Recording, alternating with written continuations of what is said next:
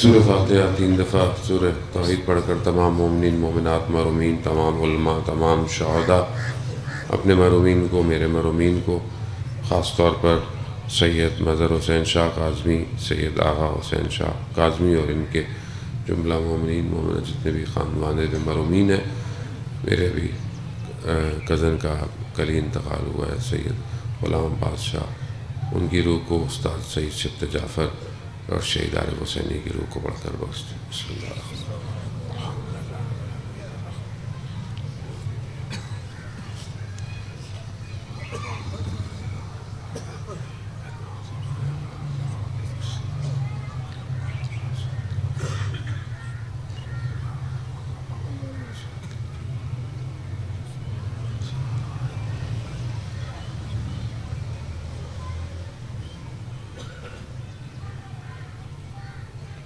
امام زمانہ کی سلامتی کے لیے ایک دفعہ صلوات بھیج دیں.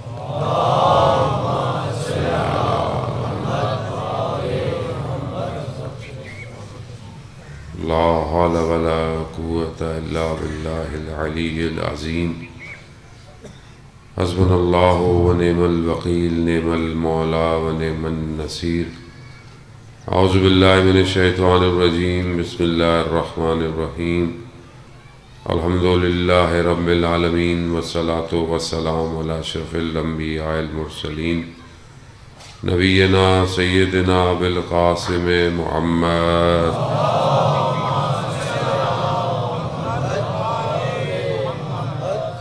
وعلی آلہ طیبین الطاہرین المعصومین لا سیما بقیت اللہ فی الارضین.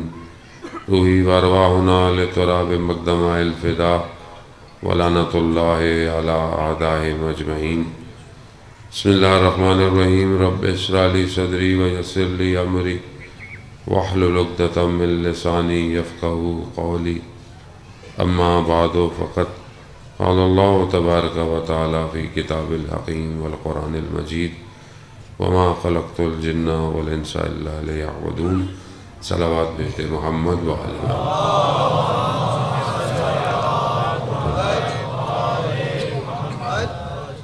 سب سے پہلے خداوند متعال کی بارگاہ میں شکر گزار ہوں کہ پروردگار نے اس ماہ مبارک میں اس رحمتوں اور برکتوں والے مہینے میں یہ توفیق عطا فرمائی کہ آپ مومنین کے درمیان میں حاضر ہوں اور خداوند متعال کا ذکر کروں اور ان کا ذکر کروں کہ جن کا خود خدا ذکر کرتا ہے.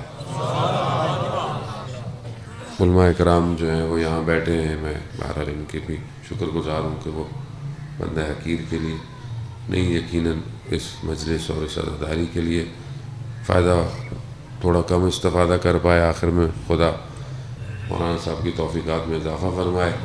بہت ہی بہترین جامع گفتگو فرما رہے تھے اور کیونکہ ماہ مبارک ہے آپ جانتے ہیں اور ابھی ابتدا ہے اس مہینے کی، لیکن اس مہینے کا انتظار آدمی بڑا کرتا ہے لیکن یہ جاتا بڑی تیزی سے ہے. اور جیسے مولانا صاحب نے کہا کہ ہمیں متوجہ ہونا چاہیے اس مہینے کی طرف، تو ہم اس کی جو صحیفہ سجادیہ میں ماہ مبارک کی استقبال کی جو دعا ہے، غالباً 43 یا 44 ہے میرے خیال میں، 44 صحیفہ سجادیہ کی، اس کو مطالعہ کریں، پڑھیں کہ کس طرح ہمارے امام اس مہینے کا استقبال کر رہے ہیں، اس مہینے کی خصوصیات کو بیان کر رہے ہیں، اس مہینے کا ذکر کر رہے ہیں۔ البتہ خطبہ شعبانیہ کہ جو حضرت محمد مصطفیٰ صلی اللہ علیہ وآلہ وسلم کہ جو انہوں نے شعبان کے مہینے میں خطبہ شعبانیہ کے نام سے مشہور ہے، لیکن وہ ماہ مبارک کی فضیلتیں ہیں اصل میں، وہ آپ کے سامنے وہ آپ سنتے رہتے ہیں۔ یہ خلاصہ بہرحال آپ فضائل پورا مہینہ ہے، انشاءاللہ مزید بھی سنتے رہیں گے۔ یعنی یہ عمل ایسا ہے جس کا خدا کیا کہتا ہے کہ ہر چیز کی جزا ہے، ہر چیز کی جزا ہے، ریوارڈ ہے، کچھ نہ کچھ ملے گا آپ کو۔ لیکن یہ وہ کام ہے جس کی خدا کہہ رہا ہے میں خود جس کی جزا ہوں۔ یعنی جو آپ اگر روزہ رکھتے ہیں، روزہ جو ہے وہ اس کی جزا کیا ہے؟ خود خدا ہے۔ اب اگر کوئی چاہتا ہے کہ وہ خدا تک پہنچے تو عزیزان محترم پھر روزہ رکھے۔ اور روزہ صرف بھوک اور پیاس کا نہیں ہے۔ روزہ یہ نہیں ہے کہ مثلا آپ بھوکے پیاسے رہے تو آپ نے روزہ رکھ لیا۔ معصومین کی روایت ہے، مولانا صاحب جانتے ہیں روزے کی حالت میں بڑی ٹینشن ہوتی ہے، آدمی جب روایت بیان کر رہا ہوتا ہے۔ آپ جانتے ہیں کہ روزے کی حالت میں ایک چیز روزے کو باطل کرتی ہے، وہ معصومین سے یا انبیاء سے کوئی بھی غلط بات کا جو ہے وہ نسبت دے دینا۔ البتہ ایسا نہیں ہے کہ جو ہم بات کریں گے وہ غلط ہے، لیکن الفاظ اوپر نیچے انسان ہے، کتاب ہے، ذہن میں رہتے نہیں رہتے، لیکن انسان مفہوم بیان کرتا ہے۔ معصومین کی روایت ہے کہ روزہ صرف بھوک اور پیاس کا نہیں ہے، روزہ سارے اعضائے بدن کا روزہ ہے۔ یعنی آنکھ کا بھی روزہ ہے، زبان کا بھی روزہ ہے، کان کا بھی روزہ ہے، سوچوں کا بھی روزہ ہے۔ تب کہیں جا کر یہ روزہ اس قابل ہوگا کہ خدا جس کی جزا بن جائے گا۔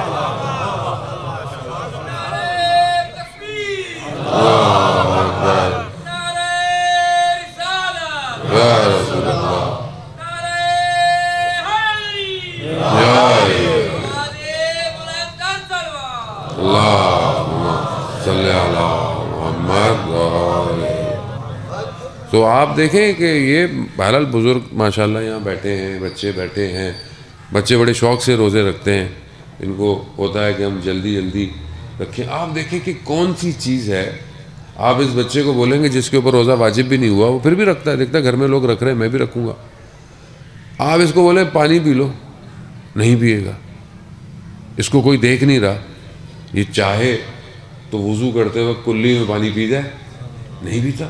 وہ الگ بات ہے، گرمی اب تو ماشاءاللہ موسم اچھا ہے، گرمیوں میں آدمی وضو بہت کرتا ہے تاکہ کسی طریقے سے کوئی تری باقی رہے آدمی کے اندر۔ لیکن آپ پھر بھی دیکھیں کہ یہ کون سی چیز ہے جس نے اس بچے کو بھی روکا ہوا ہے؟ کوئی تو چیز ہے، کیا ہے؟ یعنی اس مہینے میں ایسا کیا ہے کہ جو کچھ بھی نہیں کرتا پورا سال وہ بھی مسلمان بن جاتا ہے؟ کوئی تو ہے اس مہینے میں۔ عزیزان محترم دیکھیں، پروردگار کے لیے ہر روز ایک ہی ہے، ہر شب ایک ہی ہے، سب اس کی مملکت ہے، سب اس کی حکومت ہے۔ روزہ کیسے پتہ چلتا ہے آپ کو فزیکلی؟ کہ چاند کی موومنٹ آپ کو بتاتی ہے کہ اب یہ نیا مہینہ شروع ہو گیا ہے۔ لیکن اگر آپ دیکھیں تو وہی رات ہے، وہی شب ہے، لیکن اس پوری کائنات میں خدا کچھ مختص، کچھ ایسا کام کر دیتا ہے کہ جس میں سانس لینا بھی عبادت بن جاتا ہے۔ اس سانس لینا تسبیح کیسے بنے گا؟ بھئی تسبیح کے لیے کیا ہے کہ انسان کم از کم ہاتھ میں تسبیح پکڑے، ہاتھ میں نہ پکڑے تو زبان سے ذکر کرے اور توجہ کے ساتھ ذکر کرے۔ توجہ کے ساتھ آپ کوئی ذکر کریں گے، خدا کی حمد و ثنا کریں گے تو ہاں کہیں گے خدا کی تسبیح کر رہا ہے۔ لیکن اس مہینے کی آکسیجن جو آپ سانس لیتے ہیں، آکسیجن میں پروردگار کچھ ایسا ملا دیتا ہے کہ آپ نے کیا کہا اس نے تسبیح کر لی ہے۔ یعنی اس میں میرا کوئی کمال، اس میں خدا خود خاص کچھ کرتا ہے۔ عزیزان محترم اب آپ دیکھیں کہ یہ طاقت، ایک برتن ہوتا ہے نا، ظرف ہوتا ہے کہ آپ کے پاس کتنا بڑا برتن ہے کہ آپ چیزوں کو لے کے جا سکتے ہیں.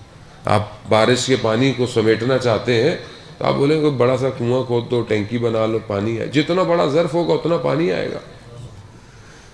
دنیا کی کسی چیز میں اتنی ظرفیت نہیں تھی کہ قرآن کے اندر ارشاد ہوتا ہے کہ ہم نے جب اس قرآن کو اتارا، اس امانت کو، تو کسی چیز نے اسے قبول نہیں کیا.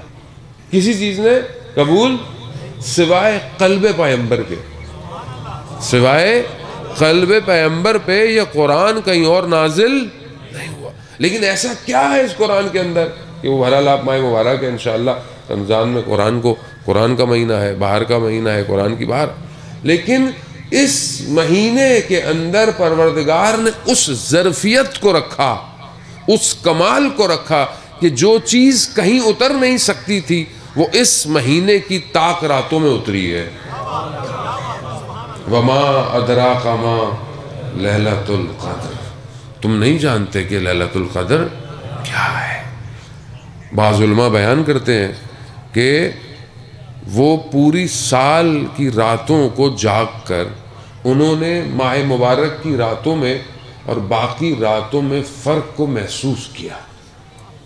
اب ہمارے لیے کیا ہے، دیکھیں ہمارے لیے، آپ ماشاءاللہ سب اچھے ہیں، ہمارے لیے ماہ مبارک جب آتا ہے نا تو اچھا چاند نکل گیا، اچھا ہو گیا، چلو جی سحری کا انتظام کر لو. ہمارے اہل سنت برادران کہتے ہیں چلو جی تراویح شروع ہو گئی ہے، اب تراویح پڑھ لیتے ہیں. ہم ہر سحری کا انتظام کرتا ہے وہ کرتا ہے. ہم اس طرح داخل ہوتے ہیں، اس طرح ماہ مبارک میں جو داخل ہوتا ہے نا اس کو بہت کمی ہے کچھ مل جائے. جو رجب سے شعبان سے تیاری کرتا ہے اسے ماہ مبارک ملتا ہے، کیونکہ رجب مہینہ ہے تخلیہ، صاف کرو، صفائی کرو. یہ جو کچرا آ گیا ہے پورا سال، یہ جو زنگ آ گیا ہے منافقتوں کا، تہمتوں کا، غیبتوں کا، جھوٹ کا، بہتان کا، غلط نگاہوں کا، اس کو صاف کرو. رجب میں صاف کرو، شعبان میں اس قابل کرو کہ اس میں بیج ڈالا جائے.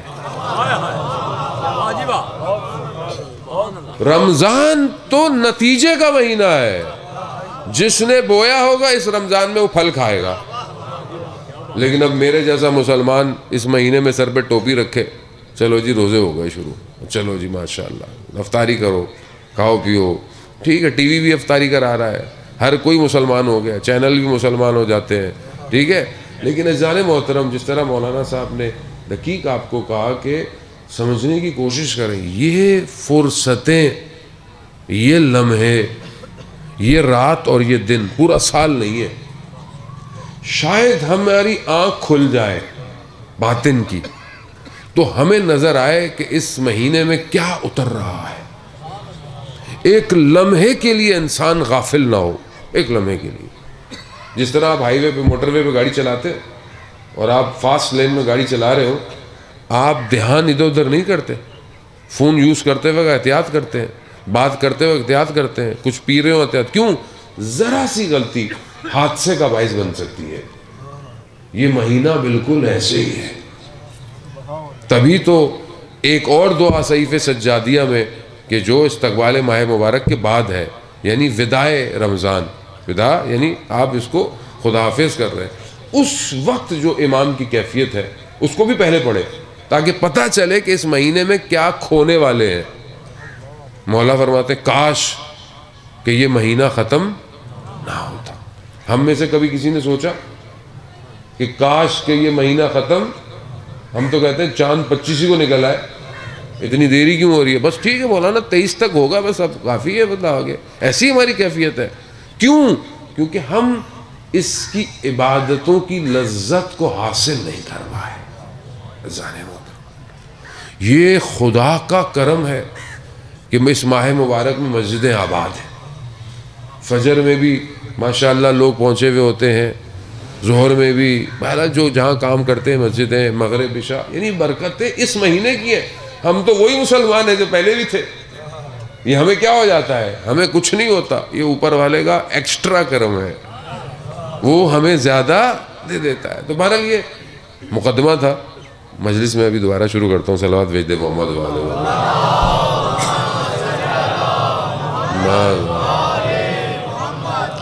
بہرحال آپ تھکے تو نہیں ہوں گے انشاءاللہ، اور تگڑا ویسے یا رسول اللہ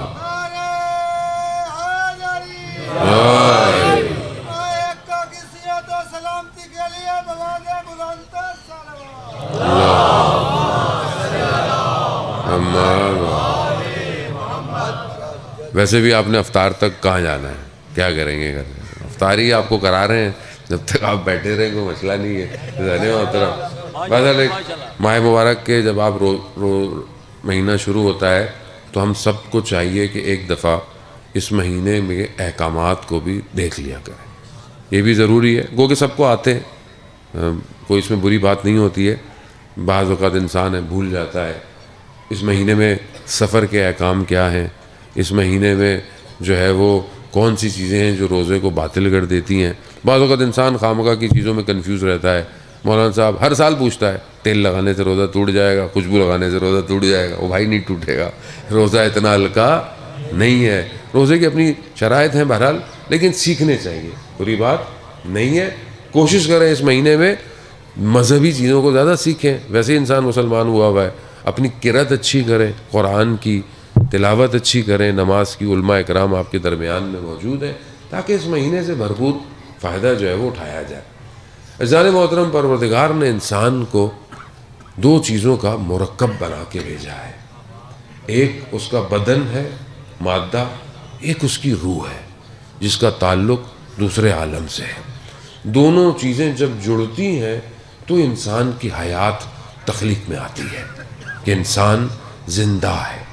ورنہ یہی شخص جس میں روح نہ ہو تو آپ کیا کہتے ہیں؟ مردہ ہو گیا ہے، کسی کام کا، چاہے اس کا کوئی بھی نام ہو، کوئی بھی ڈیزگنیشن ہو، کوئی بھی پوسٹ ہو، لیکن جب روح نکل جائے تو وہ صرف مردہ ہے. سب سے پہلے جو چیز انسان کی ختم ہوتی ہے وہ اس کی شناخت. بادشاہ تھا، منسٹر تھا، وزیر اعظم تھا، پرنسپل تھا، بزنس مین تھا، جو بھی تھا، سب سے پہلے اس کی آئیڈینٹی ختم ہو جاتی ہے.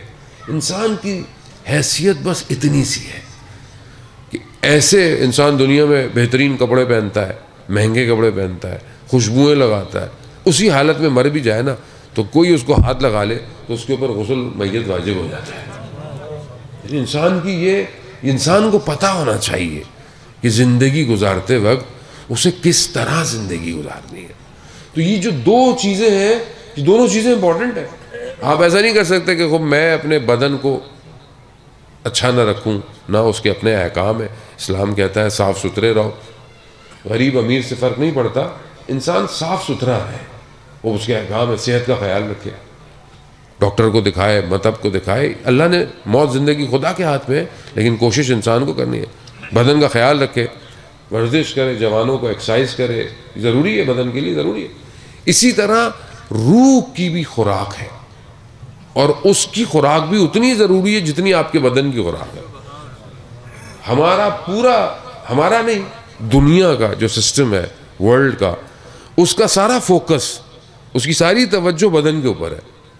بدن کے لیے سب کیا جا رہا ہے، کھانا پینا، اٹھنا بیٹھنا، کپڑے ایسے ہوں، بستر ایسا ہو، کرسی ایسی ہو، گاڑی ایسی ہو، آسائش ایسی ہو. صرف یہ جو دنیا ہے، یہ دنیا میں جو چیزیں انسان کو کھینچ رہی ہیں، اس کا جو محور ہے، جو نقطہ ہے، وہ دنیا ہے اور نہیں ہے.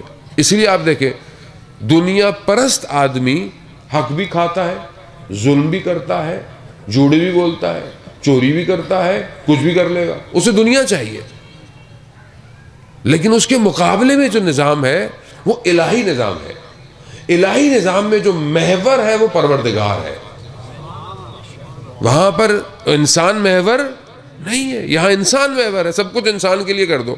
آپ جائیں ویسٹ میں دیکھیں، یہ ویسٹ کیا، پوری دنیا ویسٹ ہو چکی ہے. آپ کا ہمارا اپنا ملک ہے، کوئی بھی، ہم تو نام کے مسلمان ہیں، باقی تو سب ہمارے پاس بھی وہی ہے.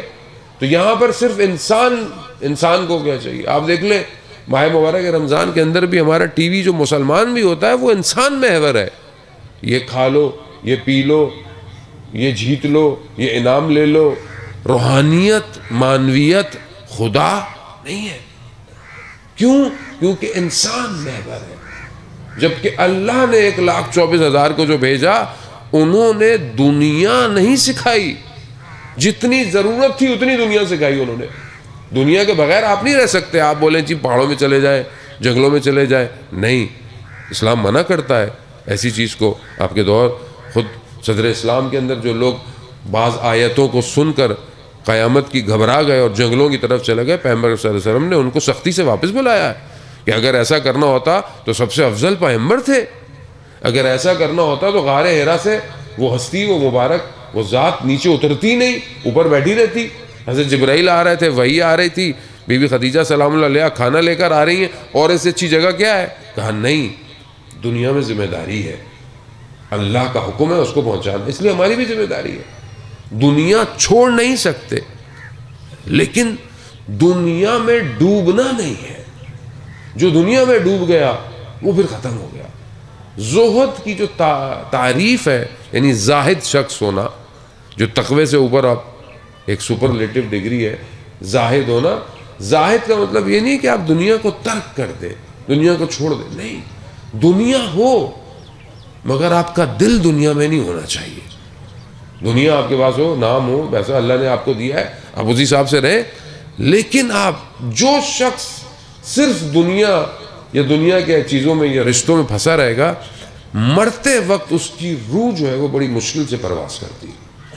جبکہ دوسری طرف جو نظام ہے، جو انبیاء آئے، اولیاء آئے، ائمہ علیہ السلام آئے، انہوں نے جو کچھ دیا ہے وہ انسان کی روح کے لیے دیا ہے. آئیں آپ قرآن کی طرف متوجہ ہوں. مجھ سے سب بہتر پڑھنے والے ہیں. قرآن کون سی بیماریوں کا ذکر کر رہا ہے؟ Heart attack, sugar, cancer? نہیں، قرآن ان کا ذکر نہیں کر رہا. قرآن جن بیماریوں کا ذکر کر رہا ہے کیا ہے؟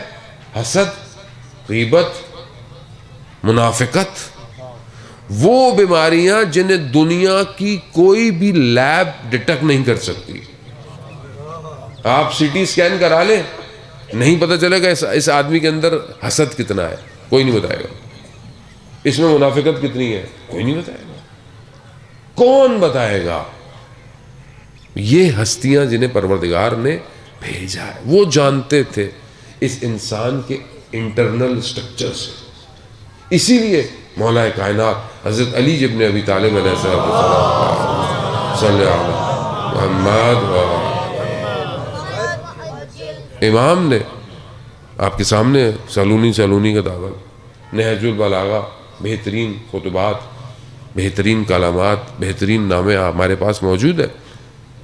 کہیں پہ بھی دنیا میں میزائل کیسے بنے گا، اسپیس شٹل کیسے بنے گی، فلانی ٹیکنالوجی کیسے بنے گی، آج آپ کے سامنے انسان کہاں پہنچا ہوا ہے. امام کو پتہ نہیں تھا کیا؟ امام فرماتے ہیں میں دنیا سے زیادہ آسمان کے راستوں سے، ہم تو ابھی جو ٹیلیسکوپ ہے، جو نیا جیمز ہب، اس نے ایک گلیکسی جو ڈھونڈی ہے وہ کئی ٹریلین لائٹ ایئرز دور ہے، یعنی نوری سال، کتنے نوری سال، اور ہم ابھی تک ڈھونڈ رہے ہیں. مگر کیا امام کو نہیں پتا تھا؟ امام کو پتا تھا، لیکن امام نے ہمیں بتایا نہیں. کیوں نہیں بتایا؟ امام جانتے تھے کہ ہم پہنچ جائیں گے، لیکن جو امام نے ہمیں بتایا ہے نا، وہ ہمیں کوئی اور نہیں بتا سکتا تھا. کیونکہ وہاں امام جانتے تھے یہ ترقی کر جائے گا مگر یہ انسان نہیں بن پائے گا. تو وہ جو امام نے نسخہ دیا ہے وہ انسانیت کا ہے. آج جو معاشرے میں سب سے زیادہ عزیزان محترم جو کمی ہے وہ انسانیت کی ہے. پیسہ بہت سارے لوگوں کے پاس ہے، ساری چیزیں بہت سارے لوگوں، انسان نہیں ہے. مذہب کا ہم نے لبادہ اڑا ہوا ہے، مذہبی ہم سب ہیں. کون کہتا ہے کہ میں کافر ہوں؟ سارے مسلمان ہیں مگر ہمارے کام مسلمانوں والے. تو معاشرے میں کون سی چیز ہے کہ جو لیک کر گئی ہے؟ کیا انبیاؤں کی محنت صحیح نہیں تھی؟ کیا پیغام صحیح نہیں تھا؟ نہیں عزیزان محترم، پیغام بہترین ہے. خدا خود کہتا ہے کہ میں نے تمہارے لیے دین اسلام کو پسند کیا ہے. دین کامل کر دیا گیا، اتنی زحمتیں کی، نبیوں کو کہاں کہیں کنوؤں میں پھینک دیا گیا، کہیں زندانوں میں ڈال دیا گیا، کس طریقے سے ہم تک یہ پیغام پہنچا، کتنی اذیتیں ائمہ علیہ الصلوۃ والسلام نے کی آپ کے سامنے۔ تو آج انسان کیوں؟ کیونکہ وہ صرف بدن کو خوراک دے رہا ہے، روح کو خوراک نہیں دے رہا۔ روح کو خوراک کی ضرورت ہے، جب تک روح کو خوراک نہیں ملے گی روح بدن کے اوپر حاوی نہیں آئے گی۔ اور یہ جو بدن ہے یہ تو آپ ابھی کل ہمارے کزن صحیح بالکل اچانک سے بس بیماری تیزی سے چند دنوں میں کل دفنا بھی دیا ہم نے۔ بدن تو یہیں ختم ہو جائے گا، خاک میں مل جائے گا۔ اصل امتحان بھی روح کا ہے، عذاب بھی روح پر ہے، آسائشیں بھی روح پر ہے، سب کچھ روح نے دینی ہے۔ تو جس چیز نے سب کچھ کرنا ہے اس کے لیے ہم پریشان کیوں نہیں ہوتے؟ ذرا سا بیماری ہو جائے ڈاکٹر پہ بھاگتے ہیں، شہر میں اچھا نہیں ہے دوسرے شہر چلے جاؤ، فلانے شہر چلے جاؤ۔ اور یہ بیماریاں بھی ہماری اپنی وجہ سے ہیں، کیونکہ جو ہماری خوراکیں ہیں آج کل اسی وجہ سے ہے، ورنہ جو بزرگ یہاں ماشاءاللہ بیٹھے ہیں، خدا ان کا سایہ سلام رکھے، کوئی بیماری نہیں ہوگی، ٹھیک ٹھاک ہوں گے۔ کیوں؟ کیونکہ نیچرل قدرتی چیزوں کے ساتھ اپنی زندگی جو گزارتا ہے وہ کبھی بیمار نہیں ہوتا۔ یہ تو دنیا کا بہرحال کاروبار ہے۔ لیکن کیا ہم کبھی اپنی روح کے لیے کسی ڈاکٹر کے پاس گئے کہ میرے اندر حسد بہت ہے، کسی کے پاس گئے میں فلانے سے جو ہے نا تو اس کی غیبت بہت کرتا ہوں؟ ہمیں پتہ ہی نہیں ہے، ہم اندر سے ختم ہو رہے ہیں، ہمیں نہیں پتا۔ ملا احمد ناراکی کے والد ملا مہدی ناراکی، جنہوں نے کتاب جامع السعادات لکھی جو اخلاق پر مبنی کتاب ہے، اخلاق کیسے ہونا چاہیے، وہ اصل کتاب انہوں نے لکھی تھی۔ پھر یہ معراج السعادہ جو اردو کے اندر بھی ہے، یہ ان کے بیٹے نے اس کو جو ہے وہ ترجمہ اور تھوڑا سا اور اس کو بہتر کیا۔ اصل کتاب اردو کی تھی اور عربی کی تھی جو ان کے والد نے لکھی تھی ملا مہدی ناراکی۔ وہ جب لکھی انہوں نے تو وہ کتاب بہت پذیرائی ہوئی، بہت لوگوں نے اس کو، خاص طور پہ نجف کے علماء نے اس کو بڑا قبول کیا۔ یہ جب نجف زیارت پہ گئے، بھی نجف میں پڑھتے تھے پہلے، پھر واپس چلے گئے تھے ایران، پھر واپس زیارتوں پہ گئے تو بڑے بڑے علماء ان سے ملنے آئے کہ بھئی ماشاءاللہ آپ نے بڑی بہترین کتاب لکھی۔ بہت ایک عالم دین ملنے نہیں آئے۔ وہ کون ہے؟ وہ مہدی، علامہ مہدی بحر العلوم، کہ جو بہت بڑی شخصیت تھی اس زمانے کی بھی اور ویسے بھی بڑی شخصیت ہے، کہ جنہیں وقت کے امام نے اپنے سینے سے لگا کے علم دیا ہو۔ آپ سوچیں وہ کتنی بڑی شخصیت ہے۔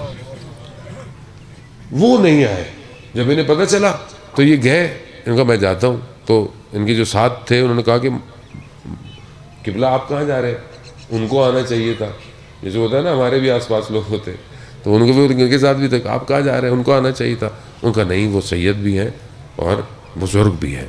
یہ چلے گئے، وہ درس دے رہے تھے، یہ جا کے بیٹھے درس دے رہے، درس ختم ہوا وہ اٹھ کے چلے گئے، یہ بھی اٹھ کے چلے گئے۔ کچھ دن گزرے، انہوں نے بولا میں پھر چلتا ہوں۔ ساتھ والوں نے بولا بس کرے مولانا صاحب، گئے تو تھے، انہوں نے تو دھیان ہی نہیں دیا۔ ان کا کوئی مسئلہ نہیں ہے، سید ہے، بزرگوار ہے۔ پھر درس دے رہے تھے، درس ختم ہوا وہ بھی اٹھ کے چلے گئے، یہ بھی اٹھ کے چلے گئے۔ یہ پھر زیارتوں پہ گئے، کربلا، سامرا، کاظمین سب کر کے واپس نجف پہنچے۔ جانے لگے نجف سے واپس جب، تو انہوں نے بولا میں ایک اور دفعہ سید کی خدمت میں چلتا ہوں۔ کسی نے بولا بس کر دیں، کتنا اپنے نفس کو توڑیں گے آپ؟ کہا نہیں۔ جیسے ہی یہ نکلے اور ان کو پتہ چلا کہ یہ آ رہے ہیں، وہ ننگے پاؤں دوڑتے ہوئے ان کو گلی کے کونے سے لے کے گئے، بٹھایا، گفتگو کی، سب کچھ کیا۔ تو علامہ مہدی بحر العلوم نے ان سے پوچھا کہ آپ پوچھیں گے نہیں کہ میں آپ کے پاس کیوں نہیں آیا، اور جب آپ آئے تو میں نے آپ سے صحیح طرح بات نہیں کی؟ کہا نہیں مجھے نہیں پتا۔ کہا اصل میں دیکھنا چاہتا تھا کہ جو اخلاق کی کتاب آپ نے لکھی ہے وہ اخلاق آپ میں پایا جاتا ہے یا نہیں جاتا؟ وہ ضروری ہے نا۔ آدمی اتنی بڑی بڑی باتیں کرے، ممبر پہ بیٹھ گئے، نیچے اترے ذرا سی بات پہ آدمی اکھڑ جائے تو اس کا مطلب کیا ہے؟ اس کا مطلب ہے کہ اندر معاملہ گڑبڑ ہے، اوپر ہے، اصل ہے ہی اندر۔ انسان کا باطن صحیح ہو جائے انسان آسمانوں پہ پرواز کر جاتا ہے۔ انسان کی توجہ ہی چھوٹی سی جگہ پہ پھنسی ہوئی ہو، آدمی کیا کرے گا؟ جانے محترم، وہ بہت ضروری ہے۔ یہ مہینہ یہی طاقت دیتا ہے۔ یہ بالکل اس کی مثال علامہ مصباح یزدی رضوان اللہ تعالیٰ علیہ فرماتے کہ انسان کی مثال پرندے کی جیسی ہے۔ پرندہ اڑنا چاہتا ہے لیکن پنجرے میں قید ہے، اڑ نہیں پاتا۔ کہا بالکل انسان بھی ایسے ہی ہے، انسان پرواز کرنا چاہتا ہے لیکن اس کا بدن اس پنجرے کی طرح ہے جس نے اس کو روکا ہوا ہے۔ وہ فرماتے ہیں کہ یہ مہینہ ماہ مبارک انسان کو یہ توفیق دیتا ہے کہ وہ اس بدن کے پنجرے سے آزاد ہو جائے، آزاد ہو جائے نا۔ حلال کھانا رکھا ہوا ہے، نہیں کھانا۔ کیوں نہیں کھانا؟ ابھی افطار نہیں ہوا۔ کتنا آدمی یوں دیکھ رہا ہوتا ہے، 1 منٹ رہ گیا، پہلے کر لو، 2 منٹ پہلے کر لو۔ نہیں، کیوں؟ حکم پروردگار ہے۔ کتنا انسان مضبوط ہو جاتا ہے، حکم پروردگار ہے۔ اور آپ دیکھیں کہ اوپر والے کا بھی کیا کرم ہے کہ جب حضرت موسیٰ علیہ السلام نے پروردگار سے کہا، کلیم اللہ تھے، گفتگو کرتے تھے، کلام کرتے تھے، کہا پروردگار کوئی اور بھی ہوگا جو تجھ سے باتیں کرے گا؟ تو پروردگار نے کہا ہاں موسیٰ، آخری امت کے کچھ لوگ ہوں گے کہ وہ مجھ سے باتیں کریں گے، اور جب وہ مجھ سے باتیں کریں گے تو میرے اور آپ کے درمیان تو حجاب ہے، ان کے اور میرے درمیان میں کوئی حجاب نہیں ہوگا۔ کہا وہ کون لوگ ہوں گے پروردگار؟ کہا وہ روزے دار ہوں گے جو وقت افطار مجھ سے گفتگو کریں گے۔ کہاں پہنچا دیا پروردگار نے کہ روزے کا وقت جب آپ افطار کر رہے ہوتے ہیں، ہمیں تو بڑی جلدی ہوتی ہے روزہ ٹوٹ نہ جائے، یہ بھی کھا لو وہ بھی کھا لو۔ تھوڑی دیر اگر آپ اس لمحے میں اپنے آپ کو کنیکٹ کر دیں، بس یہی چاہتا ہے پروردگار۔ اس کو ہماری بھوک اور پیاس سے کیا ہے؟ وہ تو رابطہ چاہتا ہے، تو یہ رابطہ کر لو کسی طریقے سے۔ یہ مہینہ روح کو کمال پہ پہنچانے کا مہینہ ہے، اور اگر یہ روح کمال پہ نہیں پہنچی پھر کوئی آپشن نہیں ہے، پورا سال کوئی آپشن نہیں ہے۔ جو شب قدر میں اپنی مغفرت نہ کرا پائے، روایات معصوم کی، چھٹے معصوم کی روایت، جو شب قدر جس کی مغفرت نہ ہو پائے تو وہ روز عرفہ کا، شب عرفہ کا انتظار کرے۔ پتہ نہیں انسان کو نصیب ہو کہ نہ ہو، جانے ہو۔ اس مہینے میں بدن کو چھوڑ دے، یہ کھانا ہے وہ کھانا، اچھا ہے اللہ نے حلال دیا ہے کھائیں، توجہ اس پہ رکھیں جو دسترخوان خدا نے لگایا ہے۔ یہ دسترخوان تو ہم لگاتے ہیں، جو دسترخوان خدا نے لگایا ہے وہ کیا ہے؟ وہ عبادتیں ہیں، دعائیں ہیں، ہر روز کی دعا، ہر نماز کے بعد کی دعا، دعائے افتتاح، دعائے سحر، دعائے ابو حمزہ، قرآن کی تلاوت، یہ ہے، یہ خدا کا دسترخوان ہے۔ اس میں سے کتنا ہم اٹھا رہے ہیں روز؟ روز پوری نہ پڑھیں آپ، تھوڑی پڑھیں، لیکن پڑھیں تو صحیح۔ ایک آیت کی تلاوت پورے قرآن کی تلاوت کے برابر ہے۔ بس جانے مت، صرف تلاوت کریں نہ، تلاوت کریں ثواب ہے، لیکن سمجھیں بھی صحیح کہ خدا کیا کہہ رہا ہے، یہ بھی تو ضروری ہے۔ قرآن حفظ کر لیا، وہ آپ ہی کے ادھر ہی آس پاس کے، میں بہرحال بہت زیادہ پاکستان آتا نہیں ہے تو اس معاملے میں بہت لوکیشن مجھے صحیح طرح نہیں پتہ ہوتی، کہ تسبیح پھیری دل نہ پھریا کی کرنا تسبیح نو پھیر کے ہو۔ تو آپ بھی قرآن حفظ کیا ہوا ہے، پڑھے جا رہے ہیں، پڑھے، پتہ ہی نہیں ہے کہ پڑھ کیا رہا ہوں میں؟ وہ کلام کہ جس سے بہتر کوئی اور کلام نہیں ہے دنیا میں، وہ جو انسان کے گوشت میں مل جائے تو انسان کو کہاں پہنچا دیتا ہے، وہ کہ جسے نیزے پر میرے ارباب نے پڑھا ہو، وہ کلام کیا کلام ہوگا ظالموں۔ اس طریقے سے پڑھے۔ علماء قرآن پڑھتے تھے، میں ظاہر ہم تو طالب علم ہیں، وہ بھی ٹوٹے بوٹے سے، قرآن کی آیتیں پڑھتے تھے، ان کی آنکھوں میں آنسو جاری ہو جاتے تھے۔ ظالموں، اللہ بذکر اللہ تطمئن القلوب، آگاہ ہو جاؤ، اللہ کا ذکر دلوں کو اطمینان دیتا ہے۔ وہ بھی اللہ کا ذکر مجھے اطمینان کیوں نہیں دے رہا؟ میں کیوں اتنا مضطرب ہوں؟ کیونکہ میں نے اپنی تاروں کو جوڑا ہوا ہے۔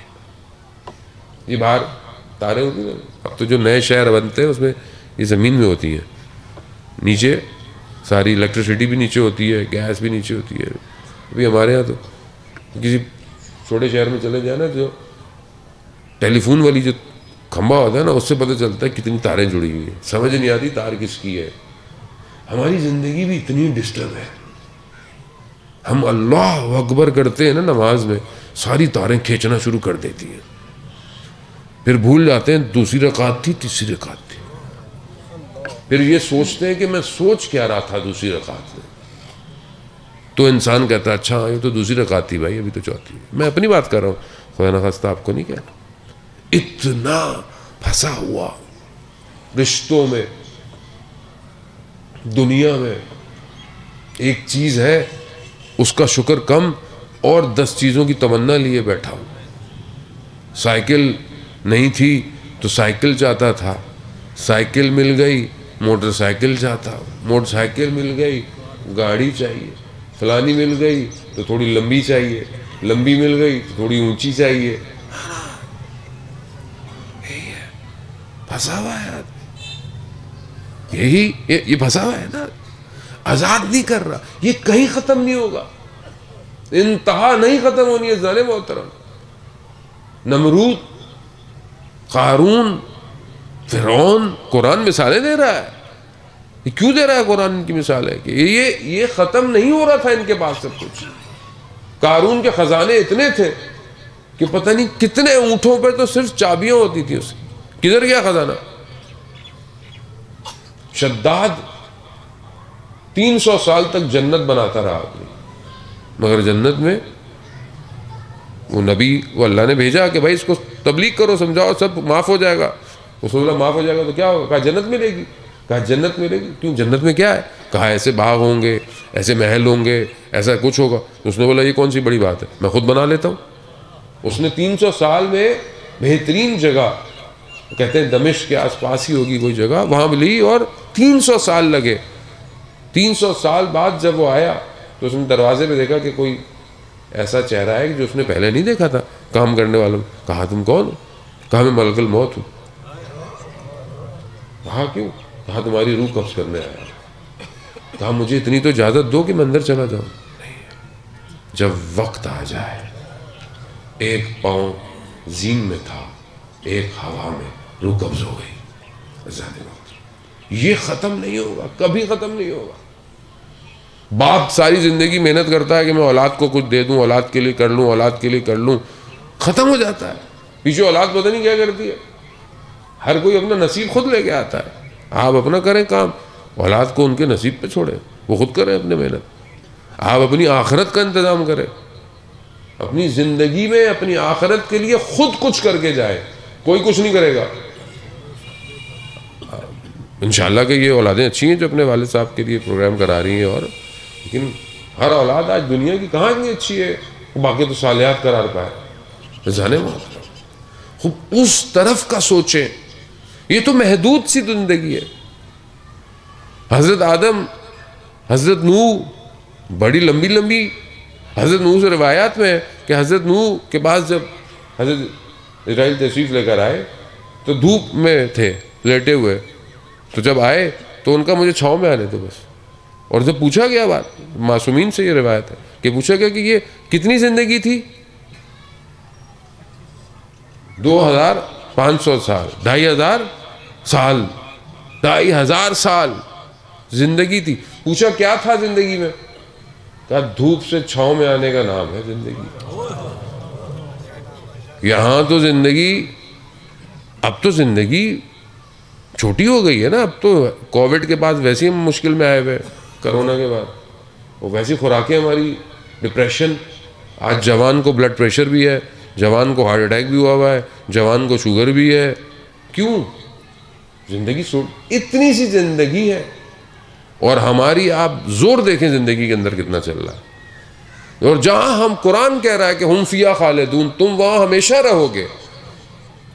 وہاں جہاں ہمیشہ رہنا ہے وہاں کے لیے ہمارے پاس کیا ہے؟ جی پلاٹ لے لیں، کالونی بن رہی ہے. پنجاب میں تو سارے کھیت ویت کاٹ کے کالونیاں ہی بن رہی ہیں. تھوڑے دنوں میں تو یہاں پہ صرف گھر ہی گھر ہوں گے، کھیتی باڑی ختم ہو جائے گی پنجاب میں. اور آپ کہتے ہیں جی میں نے فلانی جگہ پلاٹ لیا ہے. اچھا پھر؟ ابھی وہاں بنیادیں ڈلیں گی، ابھی وہاں چھت ڈلے گی، پھر گھر بنے گا. کیوں؟ جی وہ اچھی جگہ ہے، ہم وہاں رہنا چاہتے ہیں. اچھا اب ہم وہاں جائیں آپ، اور آپ نے پیسے دیے ہوں کسی کو کہ بھائی اتنے سال میں آپ کا گھر تیار ہے. اب وہاں جائیں تو وہاں صرف بنیادیں ڈلی ہوئی ہوں. بولا یہ کیا کیا؟ کہا کیوں؟ کہا بھائی ہم نے تمہیں پیسے بھیجے تھے گھر بنانے کے لیے. کہا بھائی جتنے بھیجے تھے اس میں یہی ہو سکتا تھا. تو قیامت کا جو پلاٹ ہے اس کو ہم نے خود بنانا ہے. قرآن کہہ رہا ہے کہ جو تم کرو گے ساتھ لے کے جاؤ. اور عمل انسان سے پہلے پہنچتا ہے،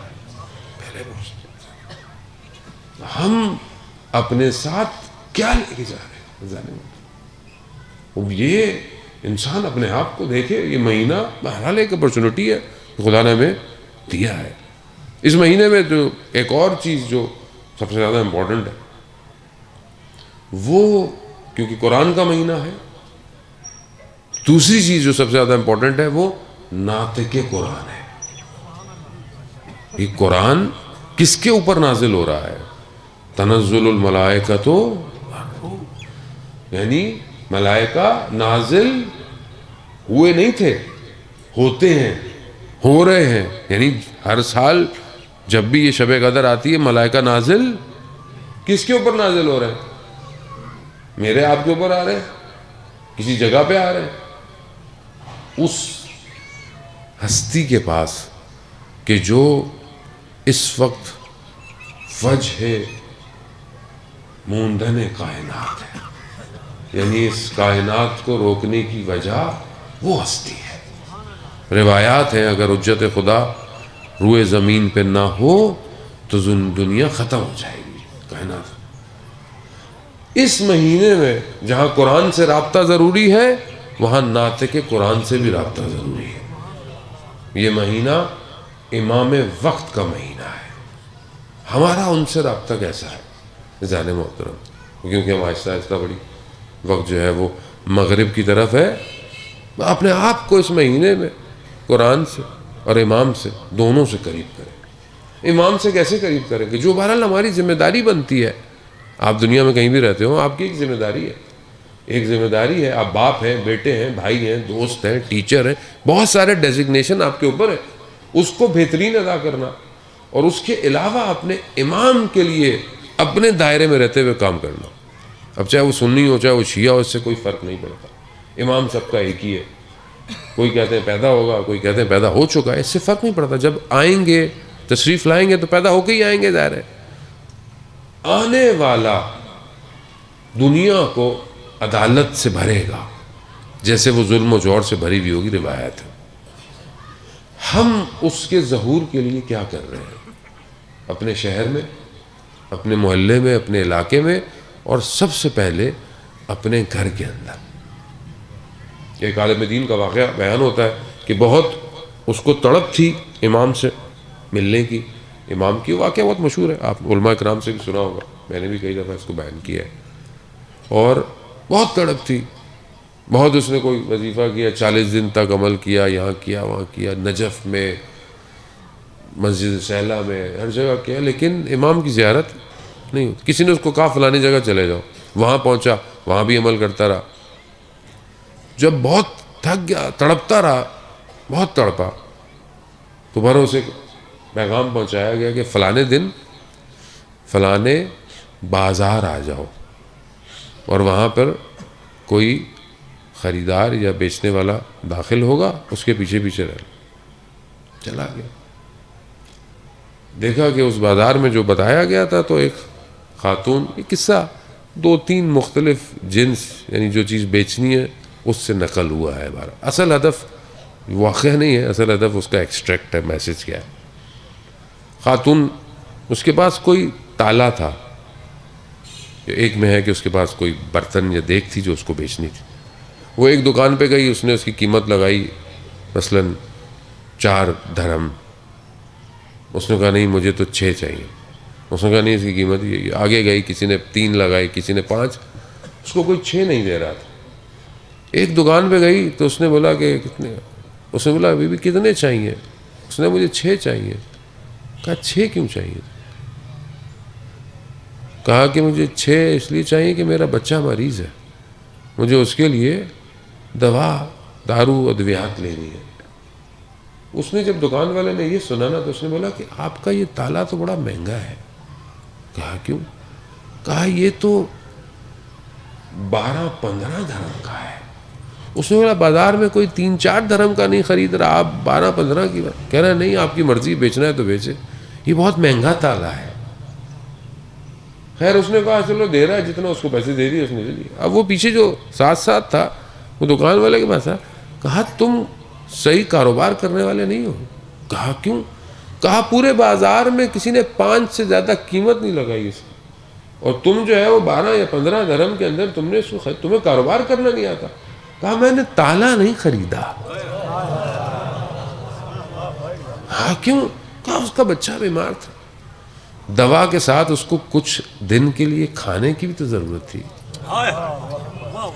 کہا میں نے اصل میں کچھ اور خریدا ہے. تو وہ آواز غیبی اس عالم کے پاس آئی, اس جیسے ہو جاؤ, چلوں کی ضرورت نہیں ہے, ہم خود تمہارے پاس آ جائیں گے. یہی چاہیے. ہم کہتے ہیں نا جی امام کی حکومت ہوگی, ہمدلی ہوگی, امنیت ہوگی, سیکیورٹی ہوگی, لوگ آپس میں بڑی محبتیں کریں گے. وہ جی ایک زمانہ آئے گا, ایک عورت اپنے سر پہ سونا رکھ کے جا رہی ہوگی, کوئی اس کو غلط نگاہ سے دیکھے گا نہیں. سنتے ہیں کہ نہیں سنتے؟ لیکن ہم ایسی جگہ بناتے کیوں نہیں ہیں؟ یہاں تو کل مولانا صاحب جنازہ تھا, ہمارے گھر میں تھا, آج رشتہ دار ہی آئے ہوں گے. بیچارے جنہوں نے جنازہ اٹھایا ہوا تھا 4 لوگ کزن ہی تھے, سب کے موبائل کسی نے جیب سے نکال لیے. آپ سوچیں یار جنازے میں بھی چور آتا ہے, چلو شادی دعوت میں کہیں آپ نے چوری کی, جنازے میں اب آپ پھر کہتے ہیں کہ امام کا ظہور ہو جائے. یعنی ہم خود ہی صحیح نہیں ہونا چاہتے. تو امام آئیں گے جی ایسا ہو جائے گا, جی فلانا ہو جائے گا, جانور بھی 2 بکری اور شیر پانی پئیں گے. کب پئیں گے؟ آپ کوشش کریں گے تو ہوگا. آپ ویڈیو آپ نے یوٹیوب پہ دیکھی ہوگی, ملیشیا کی ہے, انڈونیشیا کی ہے. لوگ مسجد میں نماز پڑھنے جا رہے ہیں, اور جس طرح ہم جوتے اتارتے ہیں باہر, ہم تو وہ بھی نہیں اتارتے, پتہ نہیں کوئی لے نہ جائے. وہ لوگ اپنا موبائل, خانے بنے ہوئے, اپنا موبائل یوں رکھ کے جا رہے ہیں مسجد میں. قوم چاہیے, قوم چاہیے. یہاں کسی کی چیز گر جائے ہم پوچھیں گے تھوڑی اسے کس کی ہے بھائی, تو اللہ کی زمین سے مل گئی, بھائی پروردگار تیرا شکر ہے. وہ بھائی اللہ کی زمین سے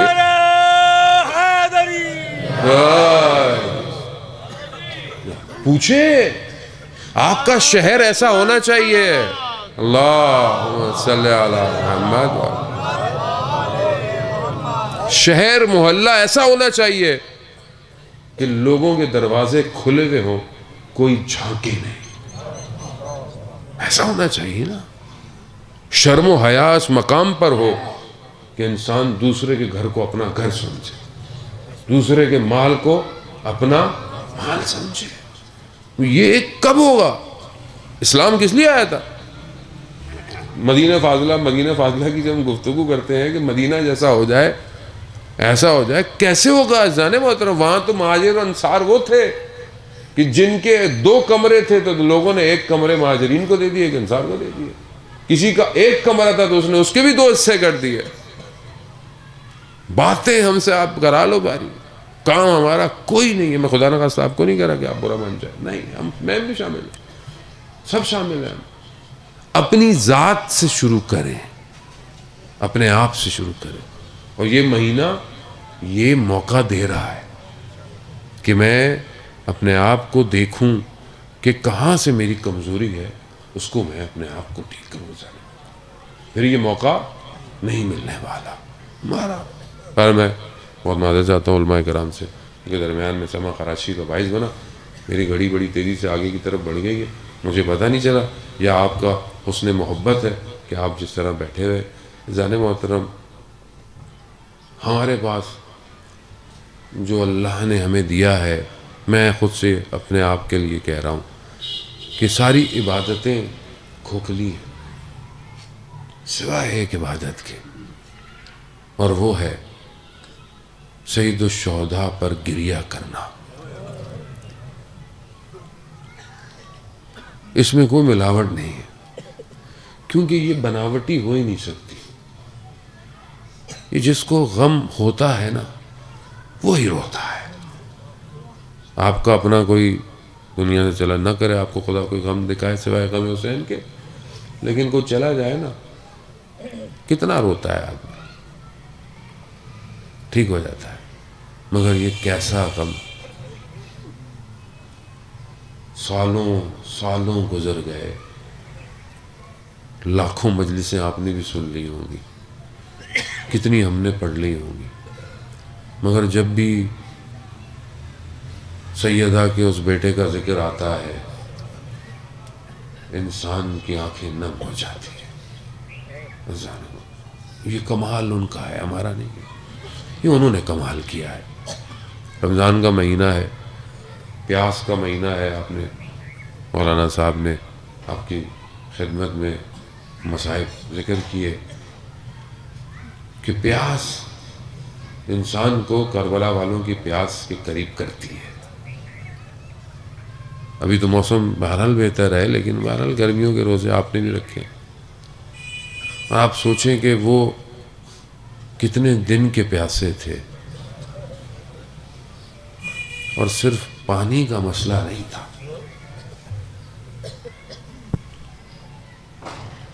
شب جمعہ ہے اور رمضان مبارک کی پہلی شب بھی ہے، آپ جانتے ہیں پہلی شب جمعہ ہے. ویسے بھی شب جمعہ زیارت سید الشہداء مستحب ہے، انسان جو ہے وہ امام کی زیارت کرے. انشاءاللہ خداوند متعال آپ سب کو کربلا کی زیارت نصیب فرمائے. امام حسین بہت کریم ہے، اتنا کریم ہے کہ جتنا پانی تھا دشمن کے جانوروں کو بھی پلا دیا.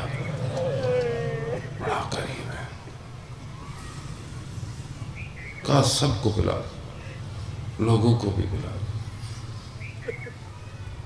مگر روز عاشورہ سامنے والوں نے چھوٹے سے بچے کو بھی پانی نہیں دیا. یہی تو فرق ہے کہ اس چھوٹے بچے نے نا جنگ جیت لی. چھوٹے بچے ہے 6 ماہ کا، مگر یزید کے چہرے سے نقاب اتار دیا. دنیا یہی کہتی ہے نا بھائی دشمنی تھی تو چلو بڑوں سے تھی، بچے کا کیا تھا. نہیں، ہر امام بھی جانتے تھے. روکنے والوں نے کہا نا کہ مولا آپ جا رہے ہیں، عورتوں اور بچوں کو کیوں لے کے جا رہے ہیں؟ امام تھے. امام بہتر جانتا ہے کہ یہ ہر شخص اپنا کردار ادا کرے گا. حاج مرزوق بہت بڑے مرثیہ خواں گزرے ہیں. عراق میں عزاداری کو قائم کیا، مخصوص ماتمداری. بڑے لوگوں نے کہا کہ آپ تہران چلے جائیں اور وہاں پہ جا کے بھی عزاداری قائم کریں؟ تو کہا میں نہیں۔ خواب میں سید الشہداء علیہ السلام کو دیکھا اور انہوں نے کہا کہ آج مرزوق آپ ادھر جائیں۔ آئے، زندگی کو دیکھا۔ حسین یکتا جو راوی ہیں وہ بیان کرتے ہیں کہ جن آخری ان کی زندگی کے ایام تھے تو میں ان کی خدمت میں حاضر ہوا تو انہوں نے مجھے ایک واقعہ بتایا۔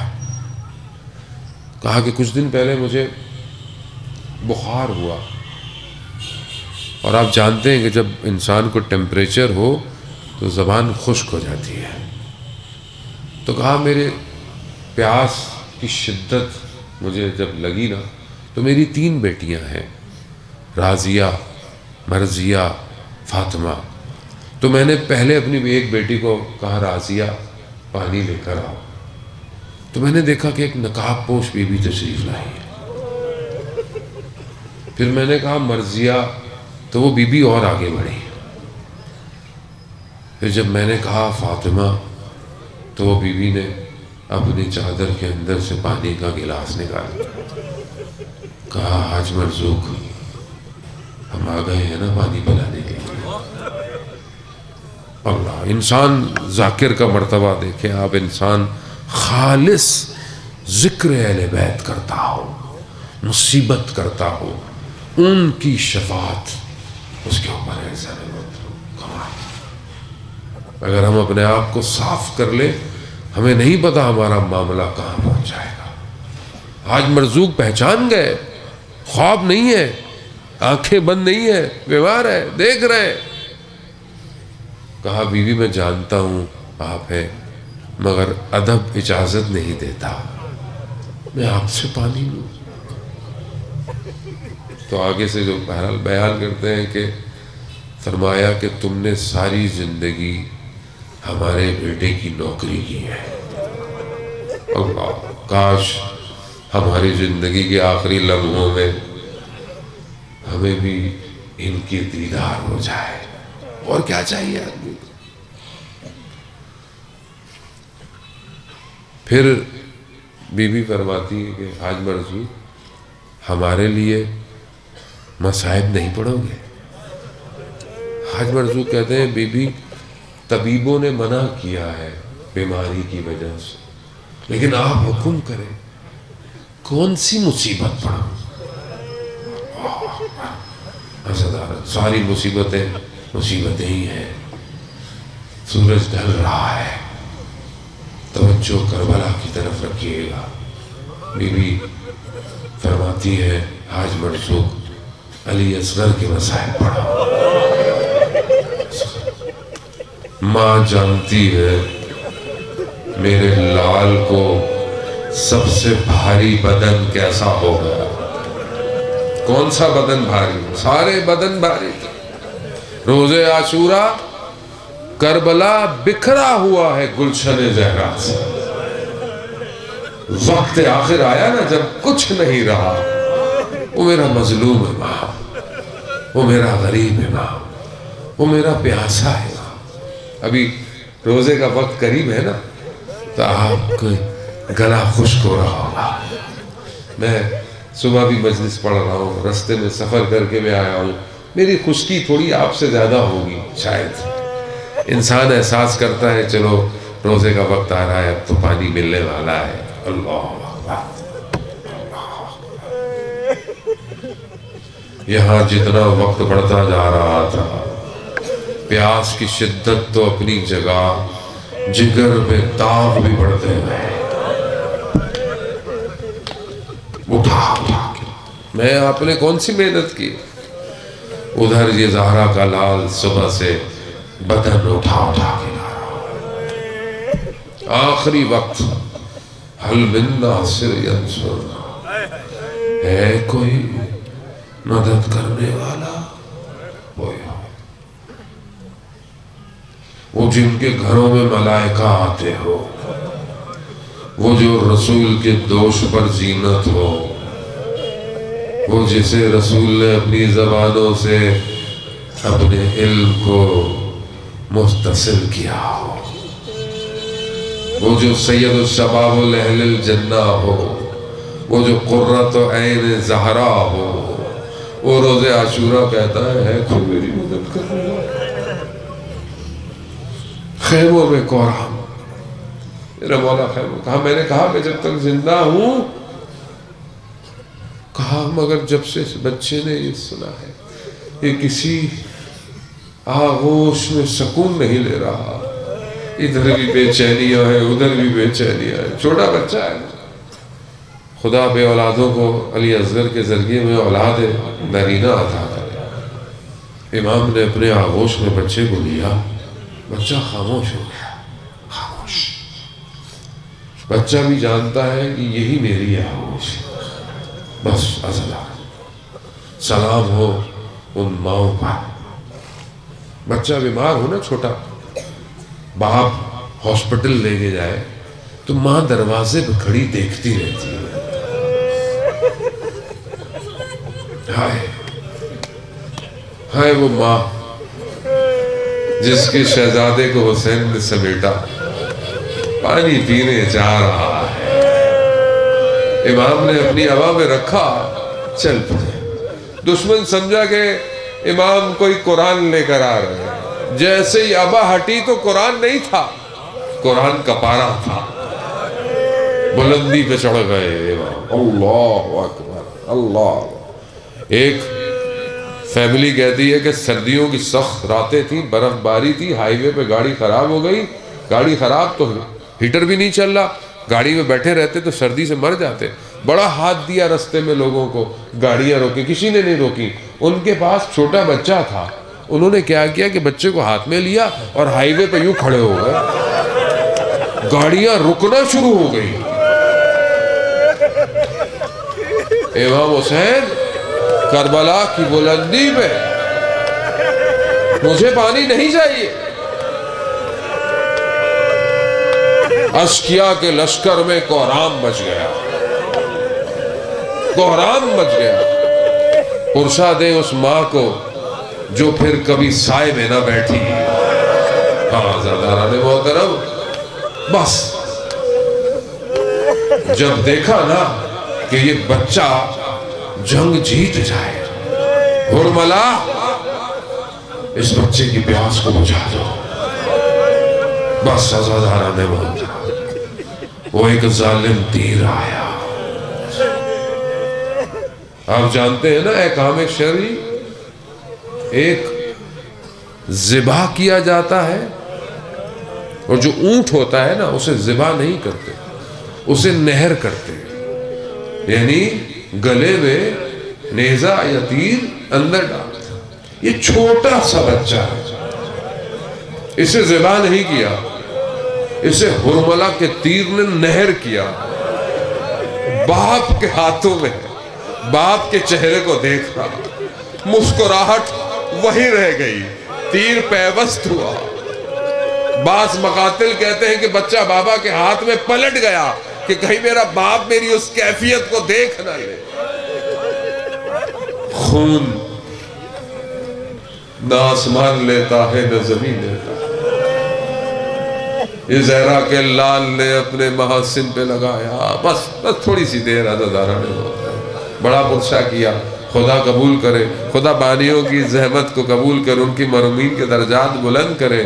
عزاداران محترم، اتنے بدن اٹھائے سارا دن، میرا مولا تھکا نہیں، لیکن چھوٹا سا بدن اتنا بھاری ہو گیا، ایک قدم آگے بڑھاتا ہے، انا للہ، ایک قدم پیچھے اٹھاتا ہے۔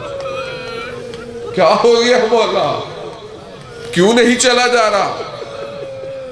نہیں پتا عزاداران نے بات، کس حال سے خیموں میں جائے۔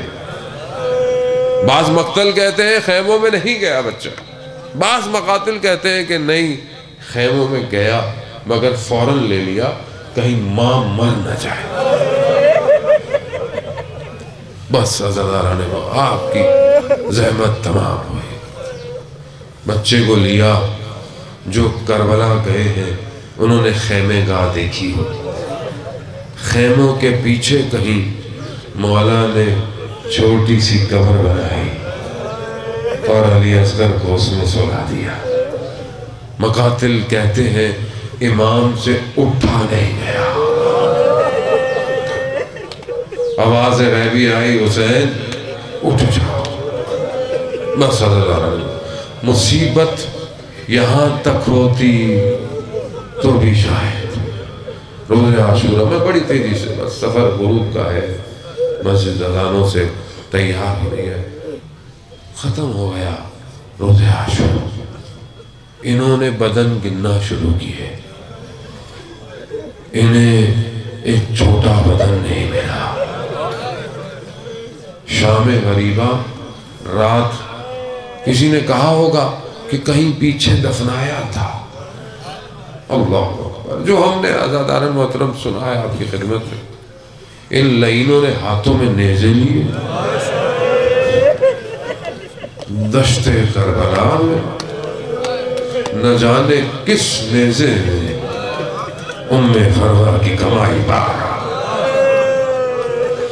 دوسری شہادت اس بچے کی، تیسری میں پڑھ نہیں پاؤں گا، نہ جانے کس طرح اس ننھی سی گردن کو انہوں نے تن سے جدا کیا ہوگا۔ عزاداران محترم، بس یہی تو وجہ تھی کہ یہ جو ماں تھی نا، یہ جب گئی پورا سفر کر کے واپس اربعین میں آئی نا، تو سب سیدزادیاں کہتے ہیں کہ مدینہ جانے لگی۔ یہ کہتی ہے کہ میں مدینہ جا کے کیا کروں گی، میرا سر کا تاج حسین بھی ادھر ہے، میرا لال علی اصغر بھی ادھر ہے۔ ہاں عزاداران محترم، آج تک علی اصغر اپنے بابا کے سینے پہ سو رہا ہے۔ بس ایک بات کہوں گا کہ وہ جو بچی سینے پہ سوتی تھی نا، وہ سینے پہ نہیں سو رہی ہے، وہ اب شام کے اس زندان میں سو رہی ہے۔ یہی وجہ ہے وہ یہ کہتی ہے میرے بابا کے زائر ہو، جب بھی جانا میرے بابا کو میرا سلام۔